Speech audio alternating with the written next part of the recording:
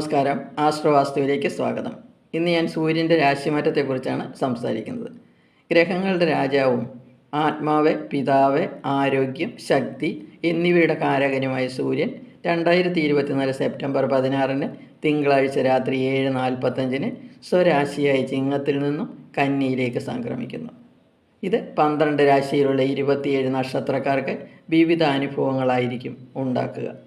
ചന്ദ്രക്കൂറിൻ്റെ 3, 6, 10, 11 എന്നീ ഭാവങ്ങളിലൂടെ സൂര്യൻ സഞ്ചരിക്കുമ്പോൾ ആ രാശിക്കാർക്ക് വളരെ നല്ല ഭാഗ്യാനുഭവങ്ങളാണ് സൂര്യൻ നൽകുന്നത്. ഇതിൽ തൊഴിൽപരമായ നേട്ടങ്ങൾ, സാമ്പത്തിക അഭിവൃദ്ധി, സർക്കാർ നേട്ടം, ഏതു പ്രവൃത്തിയിലും വിജയം എന്നിവയാണ് പ്രധാനപ്പെട്ട അനുഭവങ്ങൾ. നല്ല അനുഭവങ്ങൾ കൂടുതലായി ഉണ്ടാകുന്നത് ഏത് രാശിക്കാർക്കാണെന്ന് നമുക്ക് പരിശോധിക്കാം. ആദ്യമായി മേടൻ രാശി. അശ്വതി, ഭരണി, കാർത്തികകാൽ എന്നീ നക്ഷത്രങ്ങൾ ചേർന്നതാണല്ലോ മേടൻ രാശി. മേടത്തിൻ്റെ 6ാം ഭാവത്തിലൂടെയാണ് സൂര്യൻ സഞ്ചരിക്കുന്നത്. മത്സരത്തിൻ്റെ ഭാവമാണല്ലോ 6ാം ഭാവം. 6ാം ഭാവത്തിൽ സഞ്ചരിക്കുന്ന സൂര്യൻ ശുഭഫലങ്ങളാണ് നൽകുന്നത്.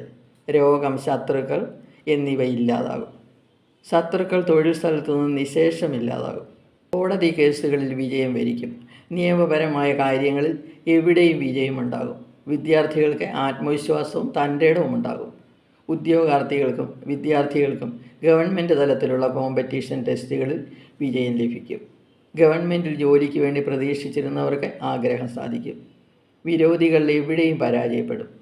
അഡ്വക്കേറ്റ്സ്, ഡോക്ടേഴ്സ് എന്നിവർക്ക് സമയം വളരെ നല്ലതാണ്. വിദേശത്ത് ജോലിക്ക് ശ്രമിക്കുന്നവർക്ക് അതും ലഭിക്കും.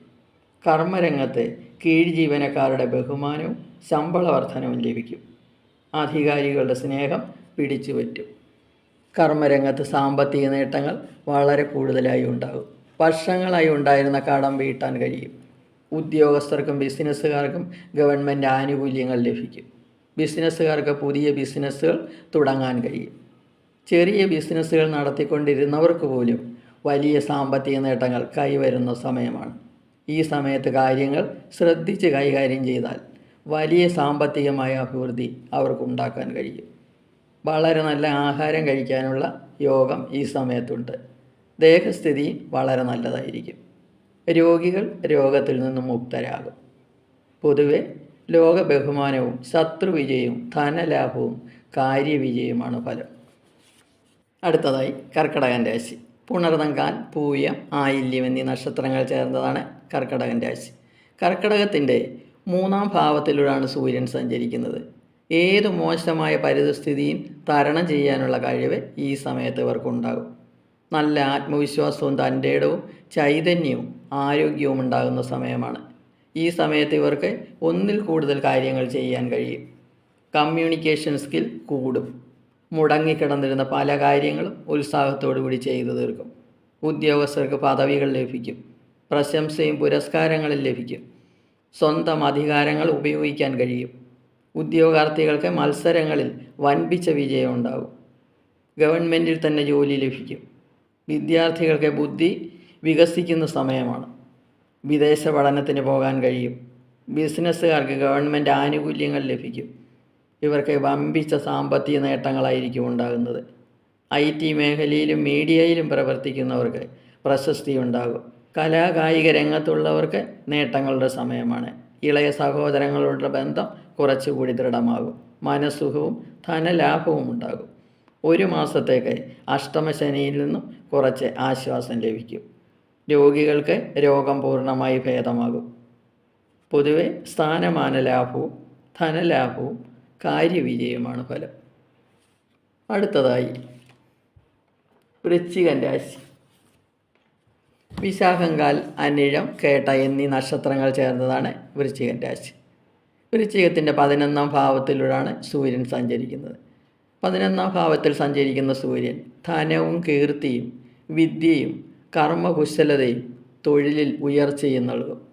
ഉദ്യോഗസ്ഥർക്കും ബിസിനസ്സുകാർക്കും വൻ നേട്ടങ്ങളും സാമ്പത്തിക വർധനവും ഉണ്ടാകുന്ന സമയമാണ്. ഇവർക്ക് വലിയ സ്ഥാനമാനങ്ങളുടെ തലപ്പത്തേക്ക് സ്ഥാനക്കയറ്റം കിട്ടി മറ്റുള്ളവരെ ഭരിക്കാനുള്ള അവസരമുണ്ടാകും. രാഷ്ട്രീയക്കാർക്കും ഇതേ അനുഭവം തന്നെയാണ് ഉണ്ടാകുന്നത്. ജനങ്ങൾ ഇവർക്ക് പദവികൾ നൽകുന്ന സമയമാണ്.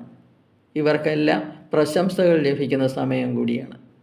കോടതി കേസുകളിൽ വലിയ വിജയമായിരിക്കും ലഭിക്കുക. കുടുംബത്തിൽ മക്കളുടെ വിവാഹം നടക്കും. വലിയ ആഘോഷങ്ങൾ നടത്താൻ കഴിയും. ജ്യേഷ്ഠ സഹോദരനുമായി സ്നേഹത്തിലാകും.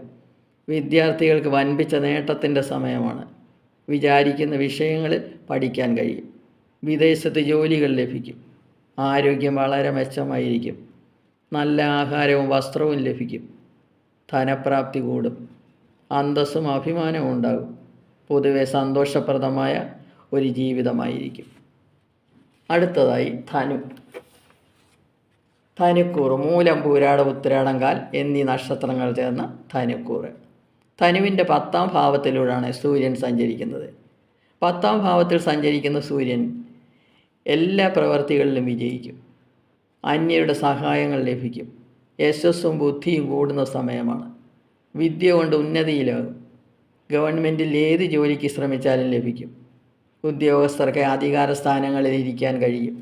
രംഗത്തെ ഏത് ജോലി ചെയ്താലും ശരി, അതിൽ നിന്ന് വൻപിച്ച ധനലാഭം ഉണ്ടാകും. ഉദ്യോഗസ്ഥർക്കും ബിസിനസ്സുകാർക്കും ഏത് പ്രവൃത്തിയിലും വിജയം ലഭിക്കും. അങ്ങനെ കീർത്തിയും പ്രമോഷനുകളും ലഭിക്കും. രാഷ്ട്രീയക്കാർക്കും കലാകാരന്മാർക്കും വളരെ ഉന്നതി ഉണ്ടാകുന്ന സമയമാണിത്.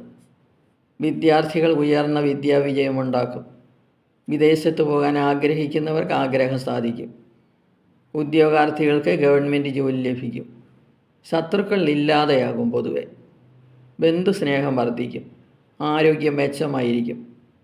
വൻപിച്ച ധനലാഭം പ്രതീക്ഷിക്കാം. കുടുംബ സ്വത്ത് ലഭിക്കും. പൊതുവെ അഭീഷ്ടലാഭവും പ്രവൃത്തി വിജയവുമാണ് ഫലം. മുകളിൽ പറഞ്ഞ 4 രാശിക്കാർക്കാണ് സൂര്യൻ്റെ രാശിമാറ്റം കൊണ്ട് ഭാഗ്യങ്ങൾ ലഭിക്കുന്നത്. മറ്റുള്ള രാശിക്കാർ എല്ലാം ദിവസവും സൂര്യഭഗവാന്റെ കീർത്തനങ്ങൾ ജപിക്കുകയും ശിവക്ഷേത്രത്തിൽ ദർശനം നടത്തുകയും ചെയ്യുക. ദോഷശമനമുണ്ടാകും. എല്ലാവർക്കും ഓണാശംസകൾ നേർന്നുകൊണ്ട് നിർത്തുന്നു. ഇനി അടുത്ത വീഡിയോയുമായി വരാം. വീഡിയോ ഇഷ്ടപ്പെട്ടെങ്കിൽ സബ്സ്ക്രൈബ് ചെയ്യുക. സംശയങ്ങൾക്ക് വാട്സപ്പ് നമ്പറിൽ ബന്ധപ്പെടുക.